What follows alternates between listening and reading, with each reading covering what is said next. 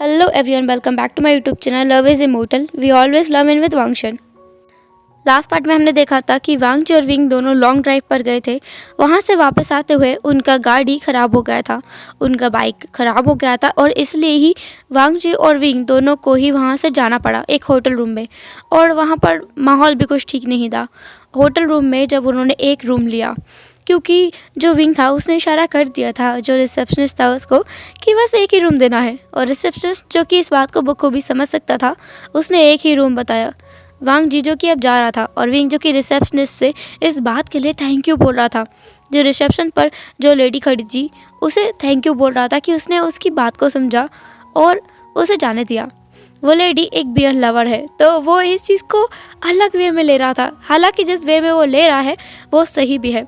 Wing जो कि उस लेडी से थोड़ा अच्छे से बातें कर रहा था और वांगजी जो लिफ्ट के पास खड़ा था और वो विंग को घूर कर देख रहा था, उसे बहुत जेलसी महसूस हो रहा है।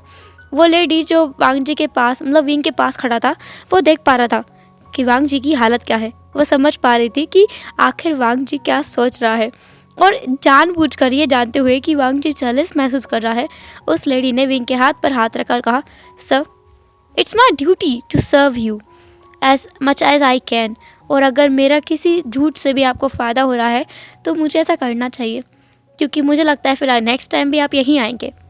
एंड वेल सर, आपका बॉयफ्रेंड आपको घूर रहा है और I think he is jealous. वांगजी जो कि वहाँ से जा चुका था तो विंग ने वो उस तरफ देखा, लिफ्ट की तरफ जो कि बंद हो चुकी थी। विंग ने उस लेडी की तरफ देखते हुए कहा, सच में? उस लेडी ने हाँ में अपना सिर हिला दिया। वांगजी जो कि अपने रूम में आ गया था, रूम की कीस लगाने के बाद वो रूम के अंदर चला गया और दरवाजे को बंद कर दिया। वांगजी गुस्से में था। वो बस सोच रहा था कि विंग बस अंदर आए।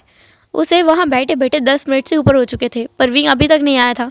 वांगजी ने सोचा कि पता नहीं क्या ही हो गया, ऐसे कहाँ चला गया ये, अभी तक क्यों नहीं आया। वांगजी जिसने दरवाज़ा खोला और उसी टाइम पर विंग अंदर आया। वो दरवाजे पर नॉक करने वाला था और वांगजी ने दरवाज़ा खोल दिया था तो विंग का हाथ जो कि हवा में ही रुक गया। विंग और वांगजी की आइस एक दूसरे से इंटरलॉक हो चुकी थी। विंग वांगजी को घूर रहा था और वांगजी विंग को गुस्से से देख रहा था। विंग जो कि धीरे धीरे अपने कदमों को बढ़ा रहा था। वांगजी को खुद एहसास नहीं हुआ कि वो उल्टे कदम पीछे आ रहा है। विंग जैसे अंदर आया उसने दरवाजे को बंद कर दिया। दरवाजे के बंद होने की आवाज़ से वांगजी होश में आया। उसने विंग की तरफ देखा और कहा, आ गए तुम? हो गई तुम्हारी बात उस लड़की से? वो लड़की कुछ ज़्यादा खूबसूरत नहीं है? विंग ने कुछ देर देखा वांगजी को, फिर कहा, हाँ खूबसूरत तो है, मैं तो ये मानना पड़ेगा। वांगजी को गुस्सा आ रहा था। वांगजी जो कि विंग से दूर हट गया। विंग ने उसे हक किया और कहा, ओफो, तुम जब गुस्सा करते हो ना तो तुम और भी ज़्यादा क्यूट लगते हो वांगजी। I love this one. ऐसा बोलकर विंग जिसने वांगजी के चिक्स पर किस किया उसे अपनी तरफ मोड़ा। उसकी ठुड्डी को अपने एक हाथ से अपनी उंगली से ऊपर उठाते हुए कहा, लैंसन, तुम जब गुस्सा करते हो तुम्हें पता है तुम कितने ज़्यादा खूबसूरत लगते हो। इस हालत में मैं खुद को कैसे कंट्रोल कर रहा हूँ ये सिर्फ मैं ही जानता हूँ और कोई ही नहीं। वांगजी जिसने विंग से अपने आप की दूरी बना ली, उसने थोड़ा डिस्टेंस मेंटेन करते हुए कहा, अच्छा ऐसी बात है तो तुम वहाँ इतनी देर तक क्यों रुके? विंग जिसने अपने पॉकेट में हाथ डाला और वहाँ से कुछ निकाला और कहा, बस इसलिए। वांगजी जिसने विंग के हाथ की तरफ देखा, वहाँ पर एक रेड कलर का कार्ड था। वांगजी ने उसकी तरफ कन्फ्यूज़न में देखा। विंग ने कहा, अरे ये जो भी है मैं तुम्हें सुबह बताऊँगा। विंग जिसने उसे वहीं साइड में रख दिया था और वांगजी को अपनी गोद में उठा लिया था। वांगजी ने कहा, क्या कर रहे हो?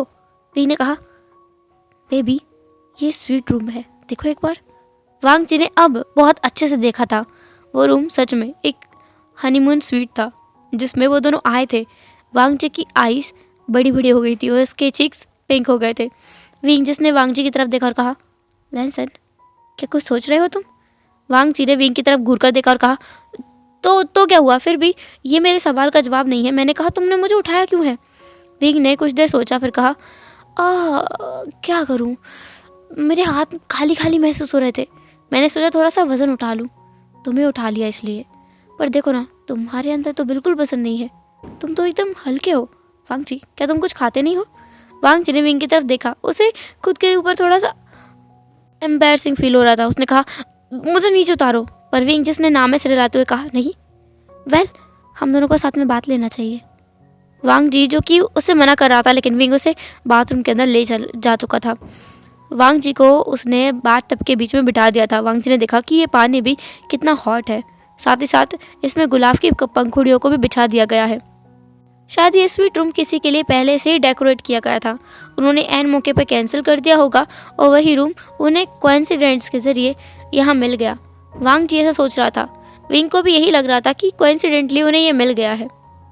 वांग जी जिसने अपने सारे कपड़ों को पहना हुआ था, विंग ने भी अपने सारे कपड़ों को पहना हुआ था।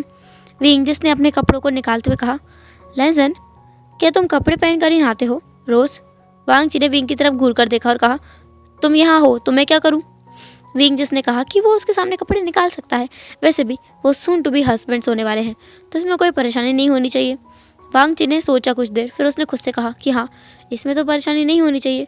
वांग जी जिसने अपने जैकेट को, अपने कपड़ों को निकालना स्टार्ट कर दिया था, वो अपने अंडर गार्मेंट्स में था। विंग भी अपने अंडर गार्मेंट्स में था। वो खुद भी बाथटब के अंदर आके बैठ गया था। वांग जी विंग की गोद में बैठा हुआ था। वांग जी का सर विंग के चेस्ट पर रखा हुआ था और विंग ने अपने हाथों को वांग जी की वेस्ट पर रैप किया हुआ था।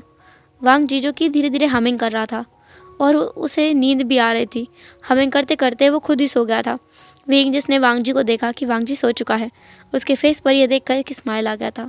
उसने खुद को और वांग जी को उस बाथ टब में से बाहर निकाला। वांग जी को हल्के से धीरे से हिलाते हुए जगाया, लैंसन उठो। वांग जी ने धीरे से अपनी आंखों को खोला। उसे बहुत नींद आ रही थी, वो बहुत थक गया था। आज पूरा दिन उसके लिए एकदम थकान से भरा हुआ रहा। उसने कितना कुछ एंजॉय किया, उतना ही अब उसे थकान महसूस हो रही थी। विंग ने उसे थोड़ी देर के लिए खड़ा रखा, उसे पूरी तरह से टॉवल से सुखाया, देन उसे एक बाथरोब पहनाया जो कि वहीं पर था और खुद ने भी बाथरोब पहना। वांग जी को लेकर वो रूम में आ गया और उसे बेड पर प्लेस कर दिया। बेड पर जाते ही वांग जी जैसे बेड जैसे ही महसूस हुआ ना, वो सो गया। उसकी नींद लग गई। उसने अपनी आंखें बंद की और वो बस सो गया। वांग जी को विंग ने ऐसे देखा, उसके फेस पर एक स्माइल थी कि ये कितना भी बड़ा दिखाने की खुद को कितनी भी कोशिश क्यों ना करे, पर ये सच में एक लिटिल चाइल्ड की तरह है। फिर विंग खुद भी वहीं बैठ गया था पास में और वो वांग जी को बस देख रहा था, वहीं उसके पास लेटकर। देन उसने वांग जी को हल्के से उठाया और अपने चेस्ट पर उसका सिर रख लिया। उसके बालों में हाथ फेरते फेरते वो भी सो गया था। अब मॉर्निंग में जब वांग जी जागा तो उसकी आंखें जो कि बंद थी, फिर भी वो आसपास देख रहा था अपने हाथ को फैलाकर, क्योंकि उसे इतना याद है कि कल रात को वो वांग जी विंग के साथ में एक रूम में जाकर सो गया था। उसे याद है, तो वो अपने आसपास देख रहा था कि विंग उसे दिखे, पर उसे विंग कहीं महसूस नहीं हुआ। तो उसने अपनी आंखों को खोलकर देखा, वो उसी रूम में था पर अकेला, आसपास कोई भी नहीं था। वांग जी ने विंग को आवाज़ दी, विंग, विंग, क्या तुम यहाँ हो? वांग जी बेड से उठ भी गया था। उसने बाथरूम में जाके भी चेक किया, वहाँ भी विंग नहीं था। वांग जी को रोना आ रहा था, क्या विंग उसे छोड़कर चला गया है? वांग जी ने खुद से कहा कि ऐसा कैसे हो सकता है। तभी दरवाज़ा खुला, मेन दरवाज़ा रूम का, और वहाँ से विंग अंदर आया। विंग के हाथ में एक ट्रे था, उसमें एक प्लेट थी। प्लेट में कुछ फ्रूट्स को काट कर रखा गया था और उसमें जूस भी था, 2 ग्लास, जिसे वो अंदर लेकर आ रहा था। उसने वांग जी की तरफ देखा, स्माइल की और कहा, गुड मॉर्निंग। वांग जी ने भी कहा, हाँ गुड मॉर्निंग। तुम कहाँ गए थे? विंग ने कहा, ऑफ कोर्स कुछ खाने के लिए लेने के लिए। हम लोगों को सोते सोते बहुत टाइम हो चुका है। वांग जी ने पूछा कि कितना टाइम हो गया है? विंग ने कहा 11 बज चुके हैं। वांग जी ने सुना और वो हैरान हो गया, क्या वो 11 बजे तक सो गया? पर कैसे? फिर भी उसने खुद से कहा कि अगर विंग के साथ है तो वो तो पूरे दिन भी सो सकता है। वांग जी ने खुद को ही हेट किया कि वो कितनी चीज़ी लाइन भी सोच सकता है। वो सच में बहुत कुछ देख चुका है, बहुत सारे ड्रामास देख लिए उसने, तो उसका दिमाग भी उन्हीं ड्रामास की तरह हो रहा है। वांग जी और विंग दोनों ने अपना ब्रेकफास्ट किया, मतलब ब्रेकफास्ट में वही फ्रूट्स और जूस लिए। इसके बाद में चेकआउट करके वो दोनों वहाँ से चले गए थे। वांग जी ने देखा कि विंग ने कार को मंगा लिया है और वो दोनों कार में बैठ के ही जा रहे हैं। वांग जी ने पूछा, विंग हम कहाँ जा रहे हैं? विंग जिसने कहा, तुम सब्र करो, हम लोग कहीं जा रहे हैं और ऐसी जगह जा रहे हैं जहाँ जाकर तुम ज़रूर खुश हो जाओगे। कुछ टाइम बाद वांग जी जिसने महसूस किया कि वो मेन सिटी में वापस आ गए हैं और वो दोनों एक बड़े से म्यूज़ियम के सामने रुके हुए हैं। इस म्यूज़ियम में एग्जीबिशन लगा हुआ है। वांग जी को ये सारी चीज़ें बहुत पसंद है। विंग उसे उस एग्जीबिशन के अंदर लेके गया। वांग जी ने देखा कि वही लाल कलर का कार्ड जो कल रात को विंग ने उसे दिखाया था, वही कार्ड उसने वहाँ दिया है रिसेप्शन पर, और उन दोनों को अंदर जाने की परमिशन मिल गई है। वहाँ पर वांग जी ने बहुत कुछ देखा और ये दिन भी उसका ऐसे ही निकल गया। उसे बहुत अच्छा लगा है विंग के साथ समय बिताकर। और वांग जी इस पूरे दौरान ये सब बातों के बारे में बताना अपने फैमिली को भूल ही गया। उसे याद ही नहीं था अब जब शाम के वक्त विंग जो उसे अपने घर पर ड्रॉप करके आया था, वांग जी जो पूरी तरह से भूल चुका था कि उसके पेरेंट्स ने मना किया था विंग से मिलने के लिए, वो भूल गया था। वो पूरा दिन 2 दिन तक विंग के साथ घूम कर आया है, रात भी उसके साथ स्पेंड की है और अब वापस आया है। जैसे ही वो अंदर आया घर के, उसके पेरेंट्स तो बस वहाँ पर खड़े हुए थे और उसका ब्रदर जो वहीं बैठा हुआ था, उसकी शायद क्लास लग रही थी। वांग जी से अंदर आया, उसने कहा क्या हो रहा है यहाँ। वांग जी की मॉम और डैड दोनों उसकी तरफ देखने लगे। सिचन जिनके आंखों में खोप थी कि भाई मेरा भाई आ गया, मुझे बचा लेगा, ऐसा उसकी आंखों में दिख रहा था। उसे देखकर वांग जी को झटका लगा कि क्या उसके भाई ने कुछ गड़बड़ कर दी है। लगता तो ऐसा ही है। वांग जी जो कि वहीं आकर खड़ा हो गया। सिचन जिन्होंने कहा वांग जी तो तुम बता दो ना इनको, पता चल गया सब कुछ पता चल गया है, तुम बता दो। वांग जी ने कहा सच में, क्या मैं बता दूं? सिचन ने कहा बता दो। वांग जी के फादर ने वांग जी की तरफ देखकर कहा लैनज़ेन, एक झूठ नहीं सुनूंगा मैं, एक झूठ भी नहीं, एक झूठ मत बोलना, सब कुछ सच सच बताओ, मुझे बताओ इसके बारे में। वांग जी ने कहा ठीक है। तो बाबा ब्रदर लगभग 4 साल से स्मोकिंग में है, कभी कभी करते हैं पर स्मोकिंग करते हैं। ये सुनकर लान सचिन जो कि हैरानी में वांग जी को देख रहे थे, वांग जी की तरफ देखकर उन्होंने अपने सर पे मारते हुए कहा ये नहीं बताना था। ये सुनकर वांग जी हैरान था। उसने सिचन की तरफ देखा, फिर अपने डैड की तरफ। उसके डैड ने कहा और तुम 4 साल से बस देख रहे हो, अब जाके मुझे बता रहे हो। वांग जी ने कहा गगा तो क्या बताना है? सिचन ने कहा दूसरा वाला बताना है। वांग जी ने थोड़ी देर सोचकर कहा हाँ डैड, गगा डेट कर रहे हैं, हाँ एक लड़की को डेट कर रहे हैं। ये सुनकर सिचन जिन्होंने अपने बालों को खींचते हुए कहा लैनज़ेन, ये भी नहीं बताना था। अब वांग जी के डैड एक बार वांग जी को देखते तो एक बार सिचन को, कि मतलब सिचन ने कितने झूठ बोले हैं उससे, और वांग जी उसे के झूठ पर उसका साथ देता हुआ आया है, उन्हें बताया भी नहीं। वांग जी की मॉम जो कि वांग जी को देख रही थी, उन्होंने कहा लैनज़ेन, तुम्हारा भाई डेट कर रहा है और हमें नहीं पता है। सिचन ये सब क्या है? सिचन ने कहा मॉम मैं बस बताने ही वाला था, बहुत जल्द आपको, बहुत जल्द डैड को भी बताता मैं, हाँ बहुत जल्द बताता। वांग जी जिसने गल्प किया कि ओ शिट, क्या ये भी नहीं बताना था? वांग जी ने फिर अपने गगा की तरफ देखा। उसका भाई तो उसे मार डालने वाली नज़रों से देख रहा था कि वांग जी अब तुम बचोगे नहीं, मैं तुम्हें सच में नहीं छोड़ूंगा। वांग जी ने गल्प किया, फिर कहा तो क्या बताना है गगा?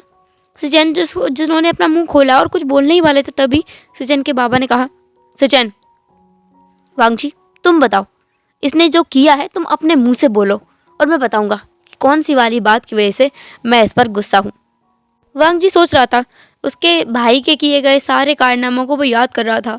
उसने कहा कहीं ये वाली बात तो नहीं है ना डैड, कि जो लास्ट टाइम आपका जो न्यूली जो आपको एक गिफ्ट मिला था, वो बुके आपको याद है? गुलदस्ता जो कि पूरा कांच से बना हुआ था, कितना एक्सपेंसिव था, वो पिछली बार गगा ने तोड़ दिया था, क्या उसके बारे में पता चल गया है? ये सुनकर तो उसके डैड को बस हार्ट अटैक आने ही वाला था। उन्होंने अपने सीने पर हाथ रखकर कहा हाँ, देखा ली, ये लोग मुझे जान से मार देना चाहते हैं। क्या क्या किया है तुम दोनों ने, मुझे बताओ, आज सब कुछ बता दो मुझे। हनी देखो, तुम्हारे बेटों को देखो, इन्होंने मेरा इतना एक्सपेंसिव गिफ्ट तोड़ दिया। मुझे वो बराक ओबामा ने दिया था, तुम्हें पता भी है कितना महंगा था, कितना एक्सपेंसिव था मेरे लिए वो पहला गिफ्ट था मेरा। तुम दोनों, मैं तुम दोनों को सच में नहीं छोड़ूंगा, सच में नहीं छोड़ूंगा। वांग जी जो डर गया था, उसने कहा पर डैड ये मैंने नहीं किया, गगा ने किया है, गगा से बोलो। मिस्टर लान जिन्होंने सिचन की तरफ देखा और कहा सिचन जिसकी आंखें झुकी हुई थी, उसे इतना गुस्सा आ रहा था वांग जी के ऊपर कि वांग जी क्या कर रहा है, उसकी आज सारी पोल पट्टियां खोल के रख देगा शायद।